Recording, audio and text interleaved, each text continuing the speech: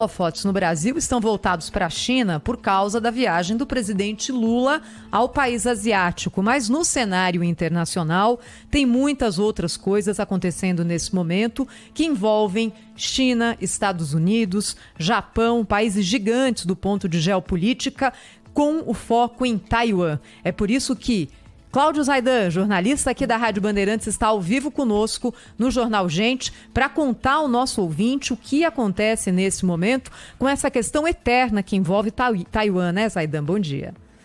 Bom dia, Thaís, Sônia, Pedro, Oi, Cláudio. Zaidan. Uma saudação para todos. Bom dia. Bom dia, Cláudio. Bom, Taiwan sempre reaparece, né?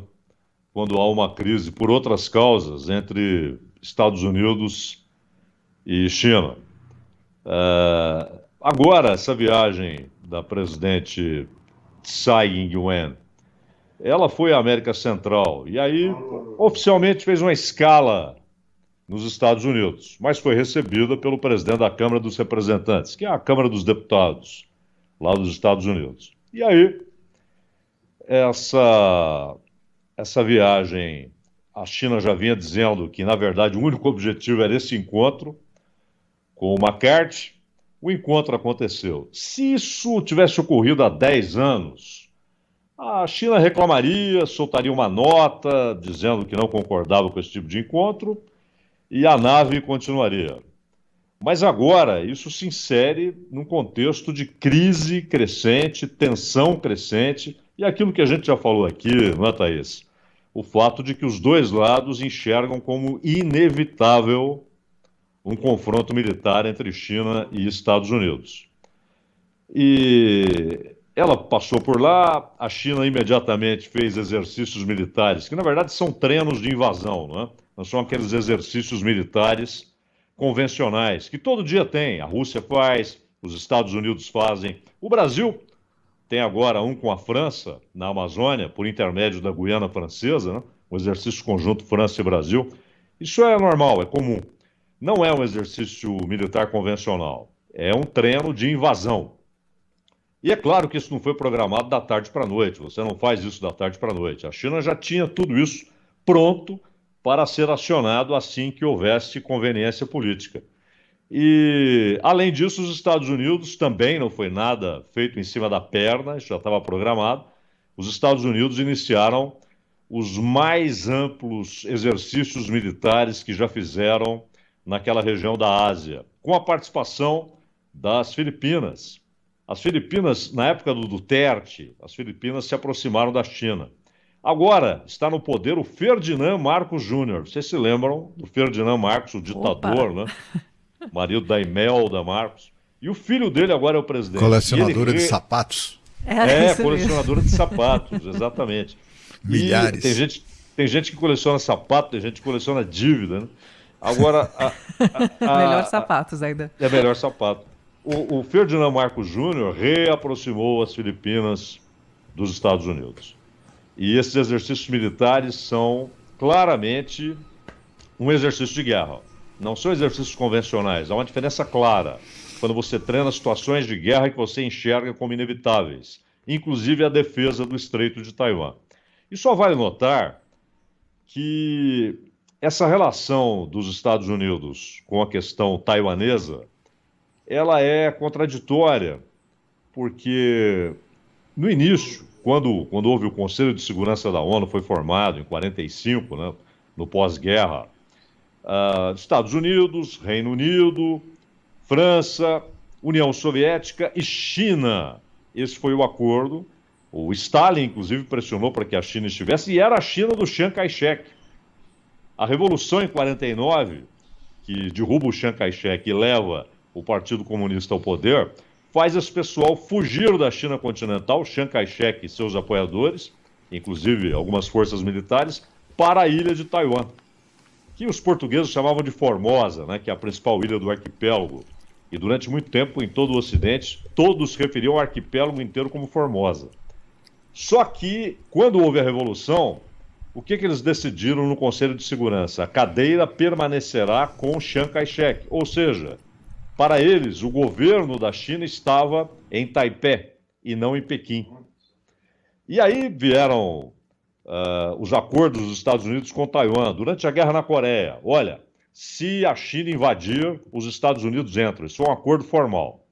Bem depois, vocês se lembram da visita? Não, vocês não se lembram. O Cláudio sim, os outros são muito jovens, mas o Nixon visitou o Mao Tse-tung, porque naquele momento os Estados Unidos enxergavam a China como uma nova aliada, porque ela havia entrado em confronto com a União Soviética. Houve até tiroteio na fronteira entre China e União Soviética.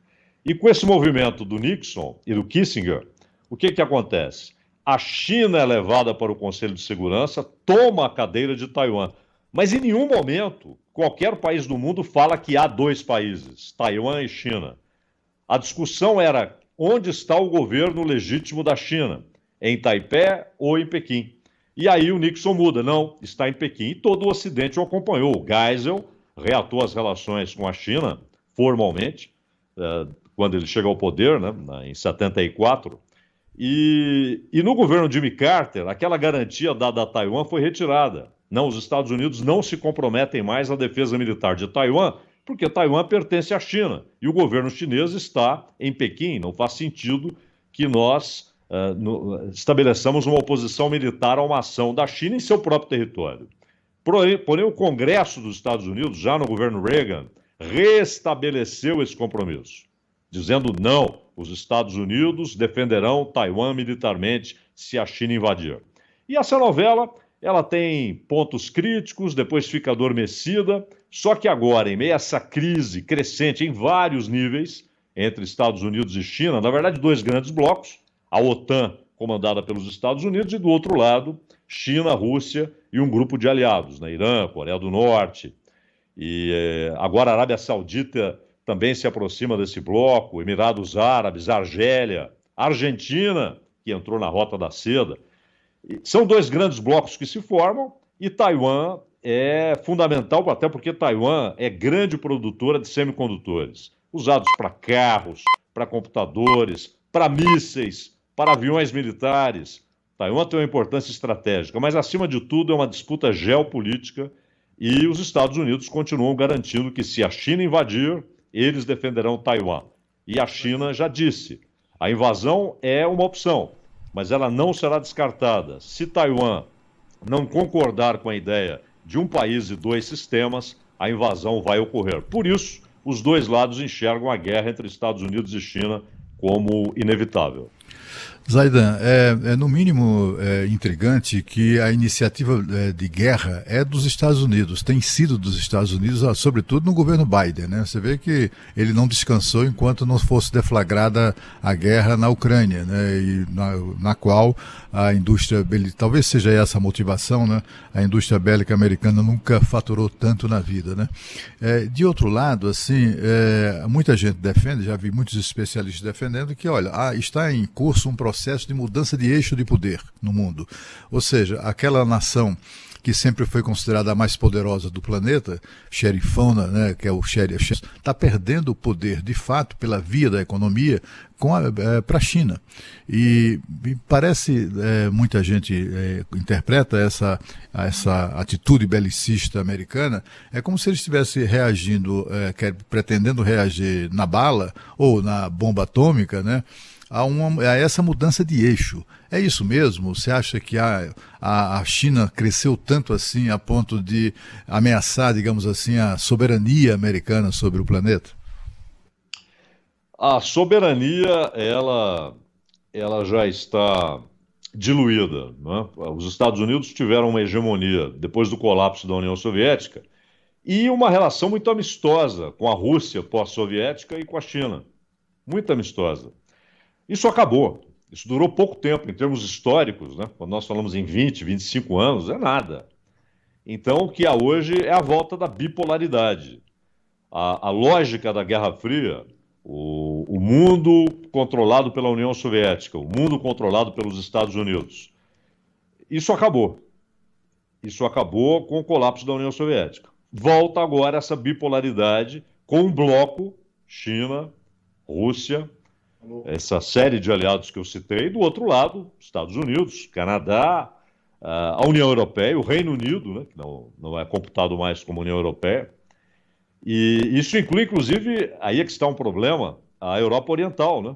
Polônia, Romênia, Moldávia, os países bálticos, né? Letônia, Estônia, Lituânia. Hoje, e na Ásia, os Estados Unidos, aliás, não só na Ásia, mas na Oceania, eles querem uma versão da OTAN, que é do Atlântico Norte, no Pacífico, com Austrália, Nova Zelândia, Japão e Coreia do Sul. E agora Filipinas. Por isso esses exercícios militares americanos. E toda a movimentação é em direção à guerra. Isso é inevitável. Mais até no que nos tempos da Guerra Fria, havia vários elementos de contenção. O telefone vermelho, né? Ele é uma espécie de símbolo da capacidade de contenção. Então, o presidente dos Estados Unidos e o secretário-geral do Partido Comunista da União Soviética se falavam sempre que havia uma crise. A mais séria delas, a crise dos mísseis em Cuba. E nem assim Kennedy e Khrushchev deixaram de se falar. Hoje, não há elementos de contenção. Até porque, como você frisou, Cláudio, os Estados Unidos apostam no poderio militar da OTAN, que na verdade são seus, né? O que faz a OTAN a maior máquina de guerra da história é o poderio militar americano. Eles apostam nisso como um fator decisivo pela disputa da hegemonia. Eles não se contentam mais com a ideia de bipolaridade. E do outro lado, além do bloco militar Rússia-China, há a questão do BRICS. E aí, como África do Sul, Índia e Brasil vão se posicionar? Eles estão num acordo comercial e econômico cada vez mais amplo, que já se tornou um acordo político, essa visita do Lula mostra isso, mas a China quer que esse bloco, e a Rússia também quer, que ele se torne um bloco mais do que político e comercial, um bloco militar. E aí China e Rússia esperam pela posição da Índia, que é sempre um pé em cada canoa, a posição do Brasil e a posição da África do Sul. Pois é, Zaidan, isso é muito interessante que você falou, né? Porque tem uma hora que não vai dar para ficar em cima do muro, mas manter o papel diplomático, pelo menos que o Brasil sempre manteve aí perante o mundo. O que eu queria te perguntar é, nesse imbróglio todo, como é que fica o Japão? Eles não têm gostado nada dos exercícios militares que a Coreia tem feito e também não estão abraçando aí essa nova ordem mundial, como a gente chama. Eu queria saber a posição do Japão, na sua opinião, Zaidan. Quando o Abe era o primeiro-ministro, o Japão queria mudar a Constituição japonesa, que foi imposta pelos americanos depois da Segunda Guerra, ela proíbe que o país tenha arsenal nuclear. E os japoneses discutem seriamente uma mudança constitucional para que eles desenvolvam, e eles têm tecnologia para isso, é claro, para que eles desenvolvam um arsenal nuclear.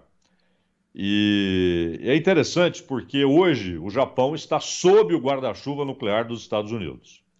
E acho que isso não vai mudar. O Japão, pelo fato de que é constantemente provocado pelo Kim Jong-un, o presidente da Coreia do Norte, que solta aqueles mísseis que passam por sobre o Japão e caem no mar. Obviamente sem ogivas, mas é uma provocação e uma tensão constante. E até por isso, por questões militares, de defesa, de sobrevivência, e o Japão, que já foi a maior economia da Ásia, hoje é a segunda economia da Ásia, mas muito longe já da China, da economia chinesa, o Japão dificilmente abrirá mão da proteção dos Estados Unidos. Então, apesar dos ressentimentos, os japoneses nunca esqueceram Hiroshima e Nagasaki, claro que não. Mas apesar dos ressentimentos, o Japão é empurrado a manter-se sob o guarda-chuva nuclear dos Estados Unidos. Então, provavelmente, o Japão vai aderir a essa ideia da Casa Branca e do Pentágono e do Departamento de Estado de haver uma espécie de OTAN no Pacífico.